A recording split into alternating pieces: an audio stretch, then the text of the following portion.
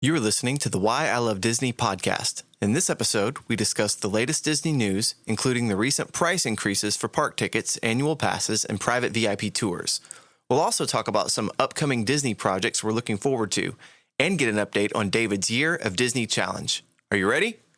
Let's go. It's kind of cool. And I think the more things they do like that make it more accessible to more people. Yeah, it does seem like there's more options for spending money, though.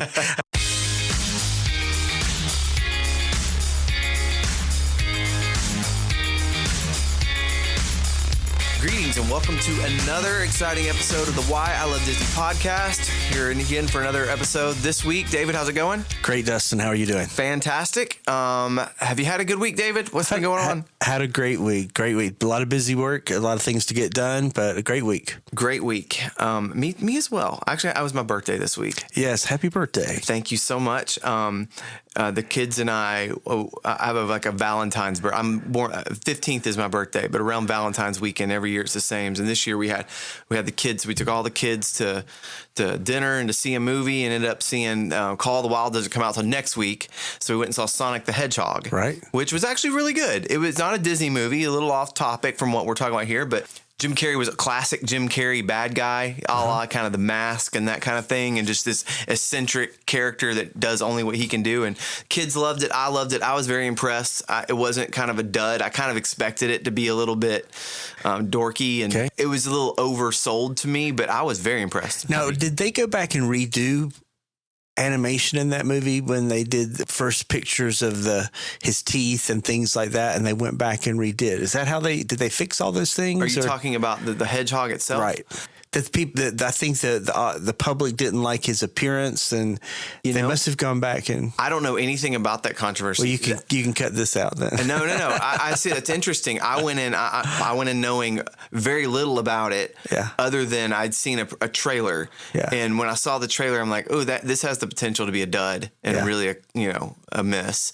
And video game movie. It's not Disney, so it's just sort of like out there on its own. But I think Jim Carrey, the cast was really good, and I actually felt like the Sonic character, they kind of brought it to life in a really good way, and it's funny. Like I genuinely laughed out loud a few times.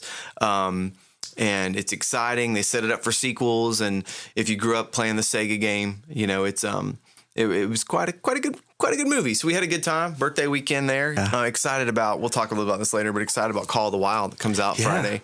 Wish it had been out this week too. So I'm looking forward to that. Yeah. So let's jump in with some Disney news. We do this every week. We talk about stuff that happened in the world of Disney this past week and comment on that. I know we had a few things we had talked about in prep for this week. One being news that's not really great news for all of us, but news that's always inevitable is price increases. Price increases. Tell us about that, David. Well, Disney raised the rates on annual passes and ticket prices and tour prices, lots of things going up. So there was a lot of talk this week, lots of news online. It's just amazing. It feels like this time of year, every year, it feels like there's a price increase. And I wonder if there has been a year after Christmas when prices didn't go up. It seems like it's pretty regular. But, it's amazing that people just keep going. The numbers, the attendances are going down. They raise the prices. People keep going. They add new attractions. It makes people want to go, and the prices inevitably go up. It's like we got all this news. Let me tell you about all the awesome stuff we're making, all the new things that are coming. Oh, and by the way, you're going to pay for that too. And again, it's a good way to do it. If you're going to increase the prices, you should do it after you've given it the public and the fans like things they really like. Galaxy's Edge, and new ride announcements. They're investing a lot in the parks, and I think that softens the blow a little bit. However, I'm not going to complain. It's expensive. It's not inexpensive by any means, but there is a point where like you start to think, at what point are a significant portion of the public just kind of excluded from that experience? And I think that's unfortunate. I think it's real unfortunate. I was just talking to a family member this week, and they had several conversations with young families that said, we want to go so badly, but we just financially, it's just so hard to figure out how to do it. Yeah. If you're not a Florida resident and can't just pop it, save, and then, even then it's not cheap, to save money and spend a day at a park, right? That's an investment. But then to take your family and travel to Central Florida for, a week and make it worthwhile. I mean, you're talking thousands and thousands of dollars for a family of 4, and I have a family of 6. And If you, and we have a family of 5. And so if you can't find a room, I mean, if it takes 2 rooms or a bigger suite for a family over 4, it's even more expensive. I'm already like planning on ways to sneak my youngest child in. Like we'll put him in a bag and pop him out, bring a sleeping bag or something. Well, and I've got a son that's thinking about going to school in Florida, so maybe he can somehow become a Florida resident. There you go. So he can figure out how to get his own pass there. The other strategy would be try to figure out a way to become employed by Disney or have one of your kids employed by Disney. That would be great. That always helps and softens the blow financially too. But I do think that, like we were talking about, like the Disney experience, of saving your money and taking a vacation down there when we were, younger. We were talking earlier, when I lived there, I bought my own season pass when I was in high school with some buddies of mine. And when I was in high school, we would once a month have half days, and those half days were like club days. And when you're done at like noon, once a month. And I remember my friends and I would always go to Disney World on the half days. Once a month, we'd always usually on Wednesdays, we'd always just go to Disney for the rest of the day.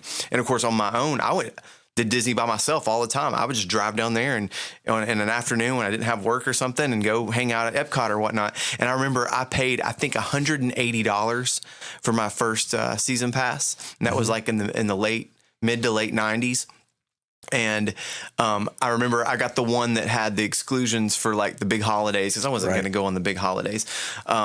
But I remember I could get a job and I could save up for that and use birthday money, and I could buy this Disney. It's just good for a whole year. I could go as many times as I wanted to. It had the park hopper option, so I could jump around. Wow. And now, like even that doesn't seem like a huge. It seems a little inaccessible. And of course, it's a whole different thing when you're single and you don't have a family, that you're not necessarily eating in the park, that kind of things too. But I do think that it's a little bit unfortunate to me to see these price increases. I know it's inevitable, and I know we live in a world that pay for these really awesome experiences. It has to be profitable, and they have shareholders and people to answer to. And I get all that. That it's not cheap to run these things at this high level that makes us fans, right? The reason we do this podcast and talk about this stuff because it's so awesome, right? And that costs money. But on the other side too, I do wish that there were some affordable options or some maybe times of year in the I know they do. Don't they do flex pricing? There is several different times of the year are definitely more expensive.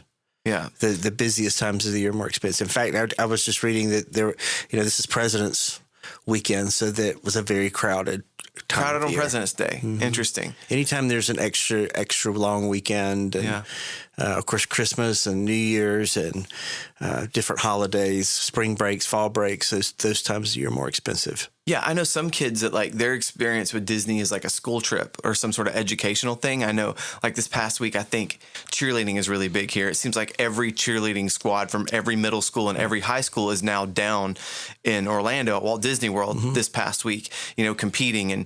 And so there's a lot of experiences there, with kids get the opportunity to go on trips for baseball teams and cheerleading squads and sports and field trips down to Disney. I do think that Disney works with educators on that, and has some solid group pricing and things like that, from what I understand. My son's friend that went with us when we were down there at Christmas and New Year's this year, her only the time she remembered going as a high school student was on a school trip like that. Yeah. But it was limited what the time she had and what she got to do, but she had been before, and it was through a trip like that. Sure. I do remember too, I think they still do this, but when I lived down there, they had grad nights where after park hours, they would let high school seniors come in to the park overnight, and they'd have concerts set up, and from like close, so like 9 p.m. to 6 a.m. the next morning, the park would be open for just college seniors. High school seniors. Wow. And so they call it grad night, and like all these, from schools from Georgia and Florida and all these surrounding could come in and do these things. And best being so close, that was a really affordable night at Disney World too, and in the Magic Kingdom, and it was kind of cool. And I think the more things they do like that make it more accessible to more people. Yeah, it does seem like there's more options for spending money, though.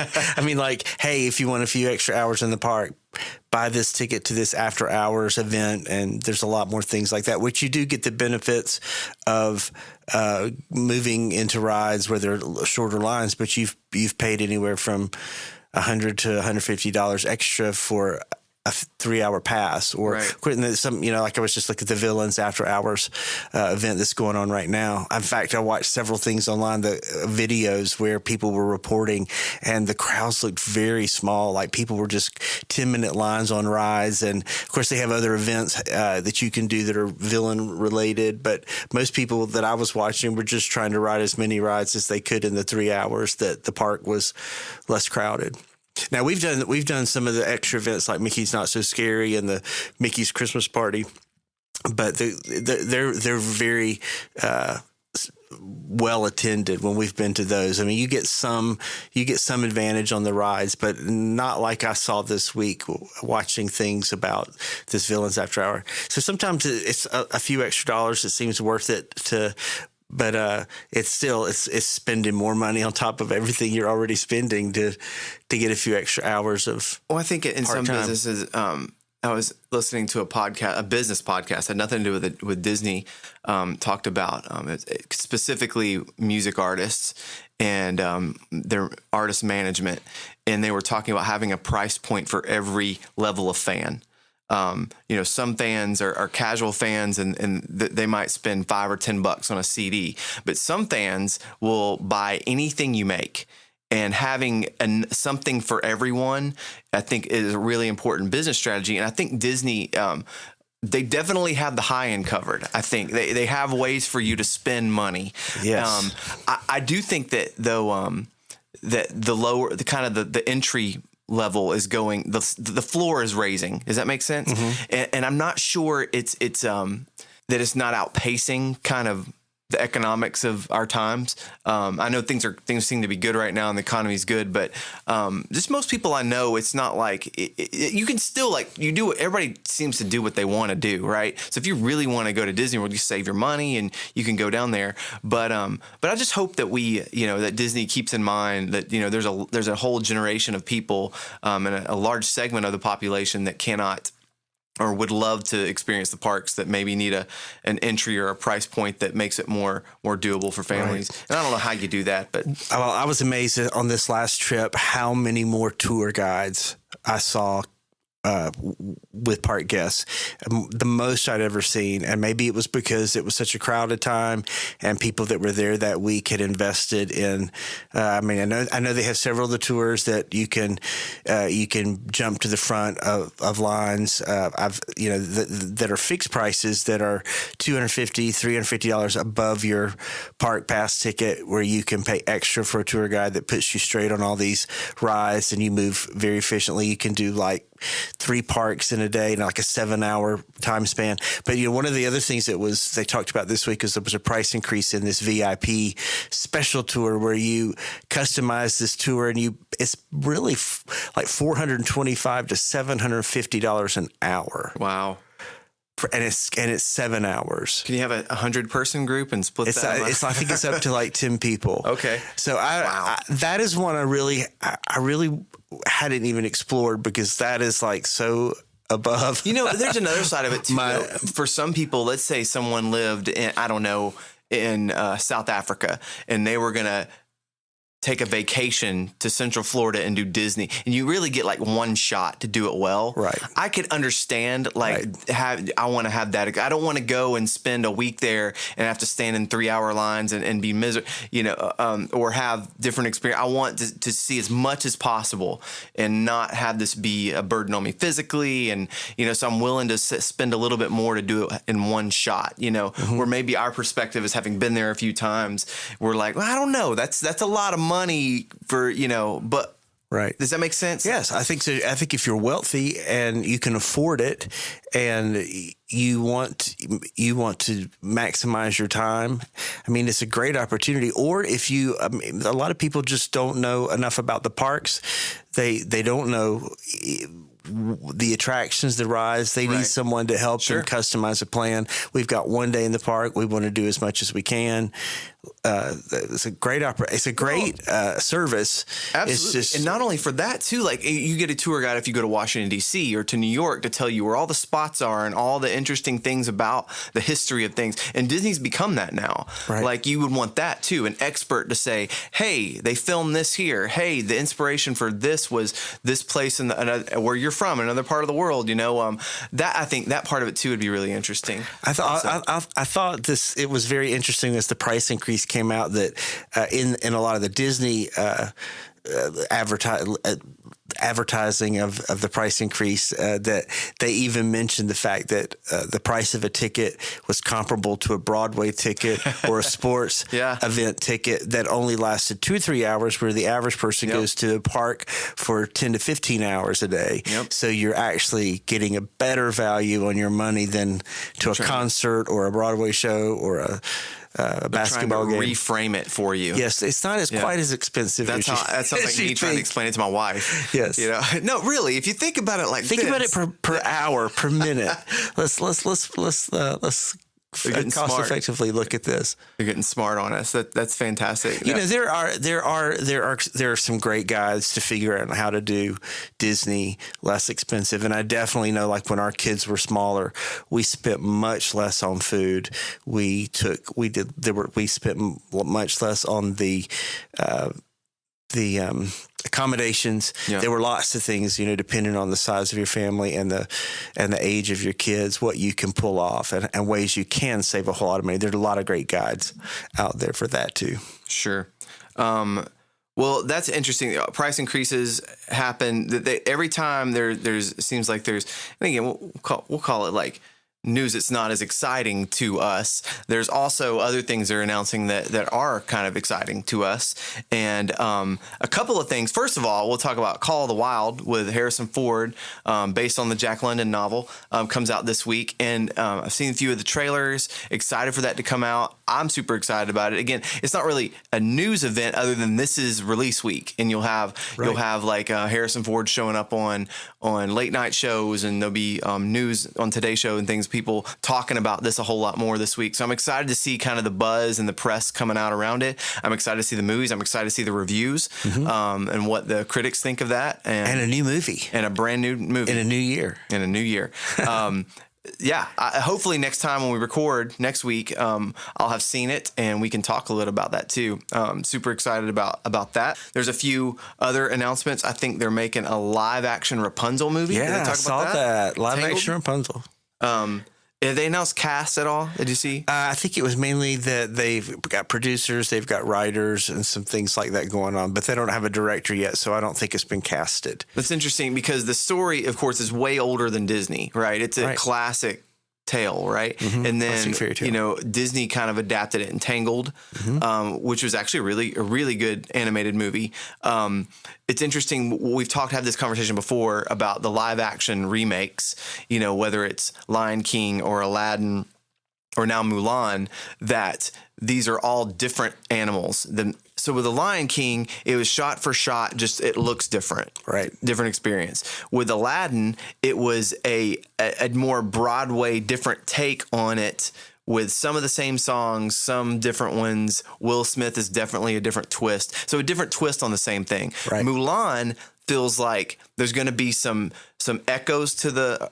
it's not out yet. We don't know, but seems like a little bit more action version of really what seems like an action movie anyway. Right. So we don't know what this Rapunzel Tangled live action is going to be.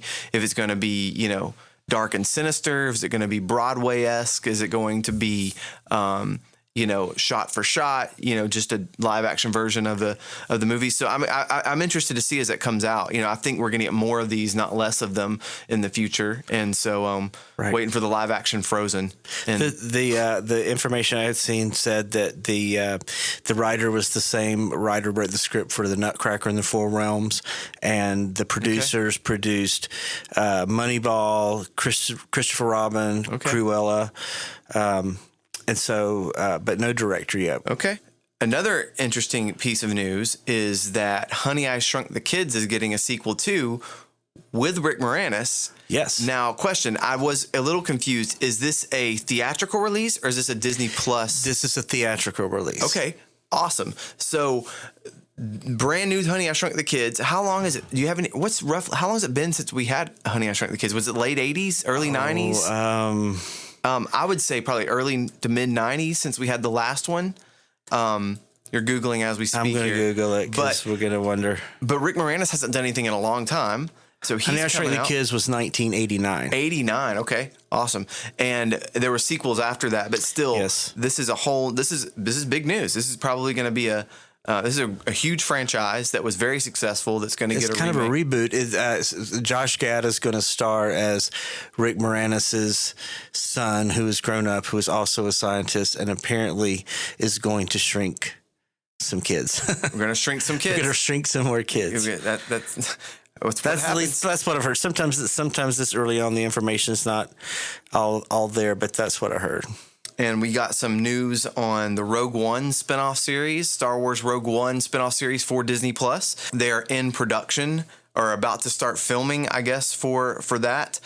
Super excited to see what they come up with there. It is Diego Luna who is reprising his role as Cassian Andor, and K2SO is in it, and it's going to follow them around through all of that. Really excited about where that might be going. Again, I get bummed when I say, hey, we're about to start filming, because that means we got to wait, another year or two before it comes out. But I need more Disney Plus series. I need them quicker. I need more Star Wars Disney Plus series, and I need them more often. But you can't, I guess, to make them good, I'd rather quality than quantity. So, but excited about that. That seemed like some pretty big news, at least for me. And yeah, that's my list. Did you have anything else, David? Hey, I saw a list about a new book coming out this week that I'm excited about called The Disney Monorail, Imagineering a Highway in the Sky, a book written by 3 Disney Imagineers, people who've worked for Imagineering at least at some point, that's coming out in September of this year. That just sounds like a great book that I'll pick up. I love books about Disney history and the story behind attractions, so I'm looking forward to that book. Oh, dude, when I had my season pass, I would just sit on the monorail.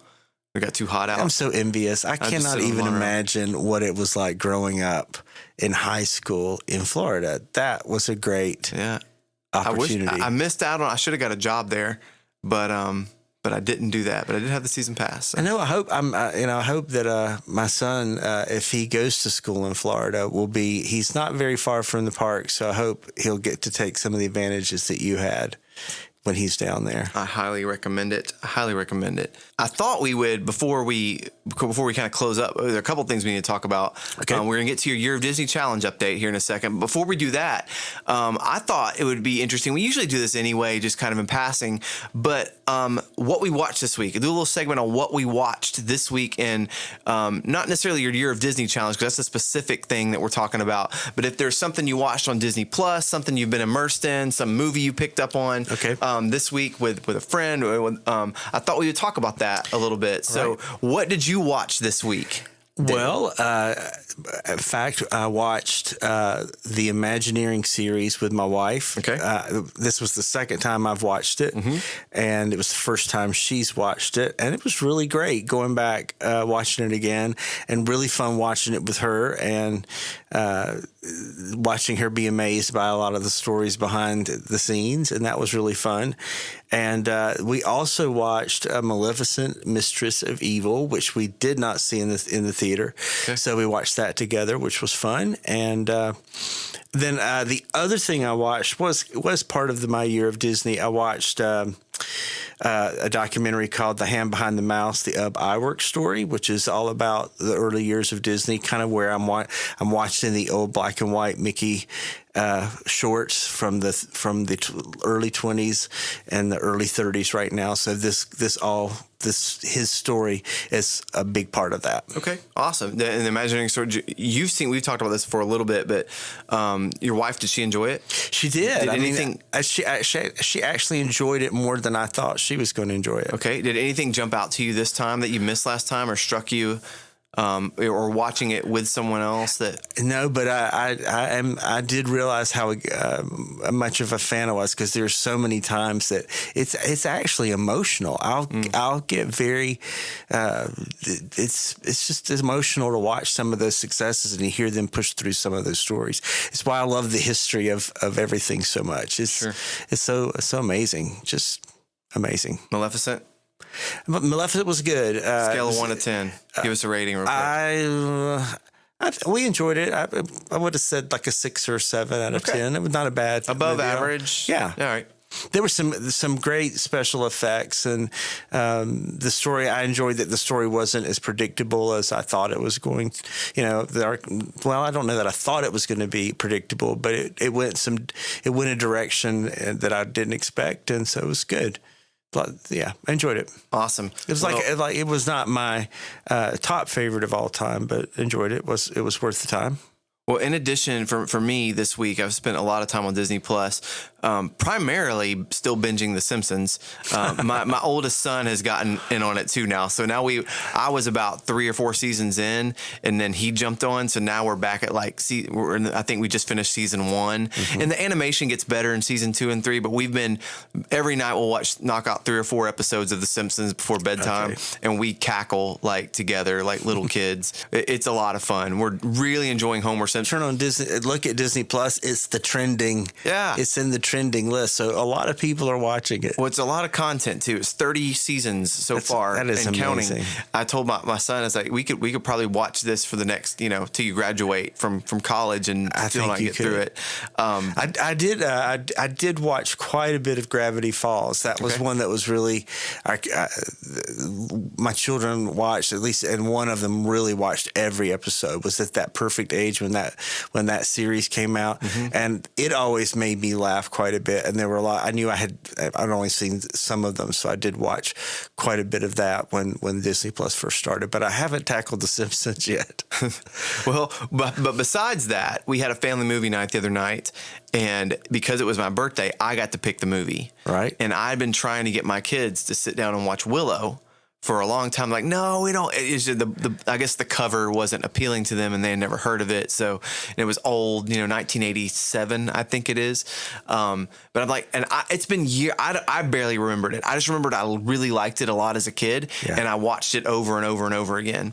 And so I'm like, nope, we're watching Willow tonight, and they loved it. And I learned a little bit about it. And you watched it was on Disney Plus. On Disney Plus, and what I learned about it was it's Lucasfilm. So on the Lucasfilm acquisition with the Star Wars stuff, it came over with that. Okay. Not only that, Ron Howard directed it. Right. I knew that. I'd forgotten all about that. And of course, Val Kilmer is the biggest star in there. So what is the Willow cast? There's a couple of other gentleman that plays Flitwick Warwick. Warwick Davis is Willow Offgood. Joanne Whaley, Jean Marsh is the Queen.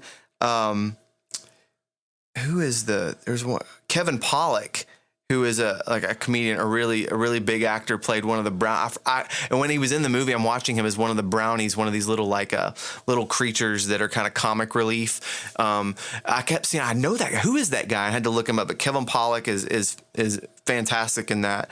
But yeah, it was fun. It was a lot of fun. I'd forgotten it's sort of like Lord of the Rings-esque. There's a child born who's prophesied to overthrow the evil queen. It's a little bit of all the fairy tales kind of mixed in. And Willow Offgood finds this, the Elwins find this Daikini child who's the Daikinis are the regular giants, the regular sized humans, right? And there's this battle going on with wizards and sorcery to overthrow the evil queen. And Willow's a up and coming, wannabe wizard. And there's kind of some lessons involved in all of that. And it's just a really interesting, epic tale that I'd come back to, and it's one of the things I love about Disney Plus is going through all these nostalgic movies that I grew up with and experiencing those with my kids. And my kids were on the edge of their seat watching this; they loved it. So was Willow from your childhood era, or Yeah. that's what I was thinking? Yeah, so I was 80. It released. It says 88 on IMDb. Okay. So I would have been 9 years old. We talked about at some point we should do a list of movies that we loved as a kid that, sometimes you forget some of those. You go, oh yeah, that was a huge favorite, because some of my favorites as a kid are not necessarily epic Disney movies. I mean, they were things that they were important to me, but they weren't always the big blockbusters. Yeah, sure. I mean, you could go in the 80s is an endless list of these things. My son has been watching. He's watched Rocketeer. Oh, yeah. A lot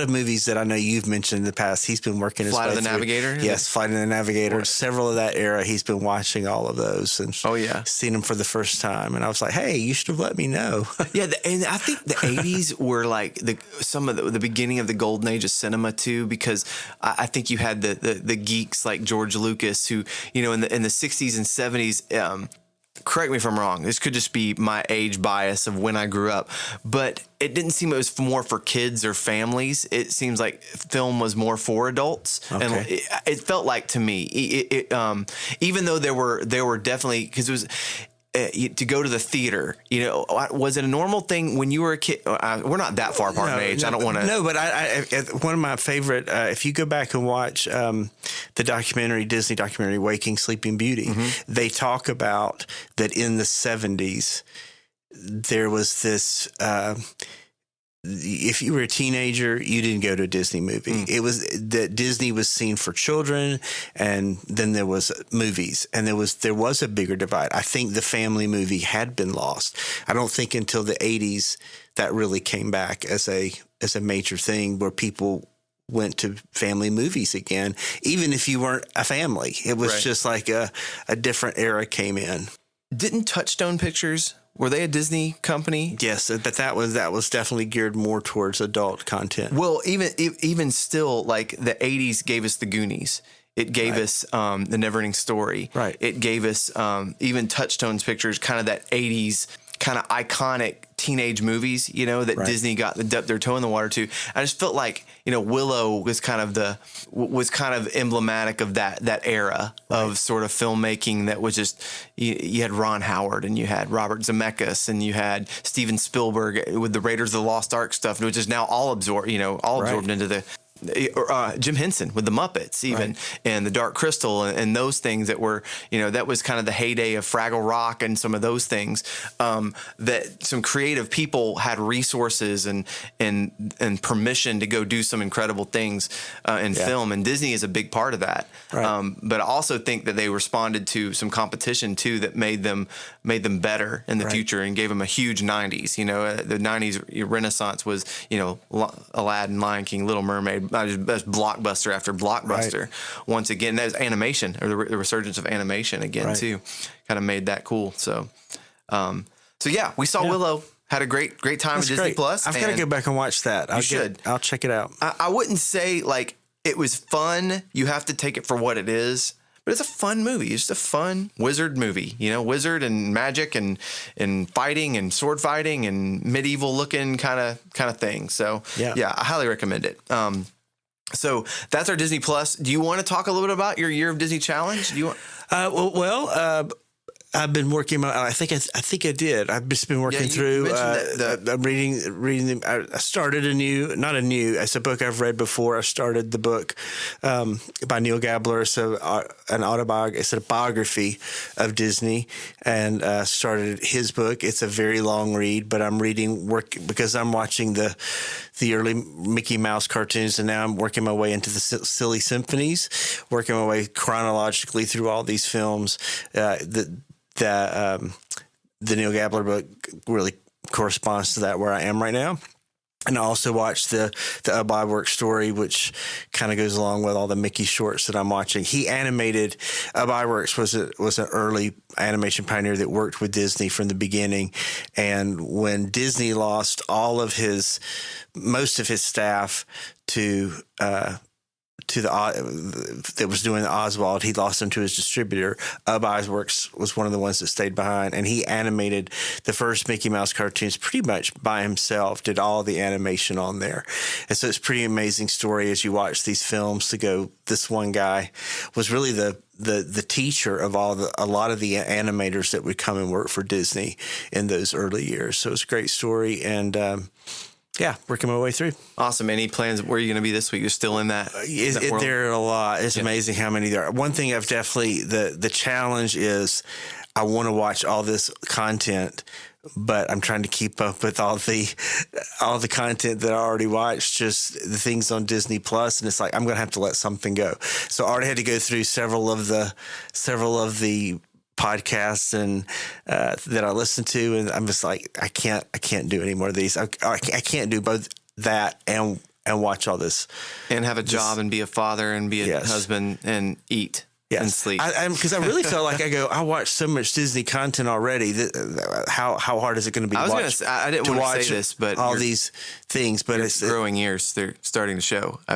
My what? Your growing ears. I see your mouse ears poking out. Gotcha, yeah. You're turning into a mouse because you are so immersed. No, but it's really culturally interesting. If you never watched any of this old content, it is a cultural experience to go back and go, this is what it looked like in the 20s and 30s, and it's very different. Mickey Mouse was a very different character when he started out. It's very interesting.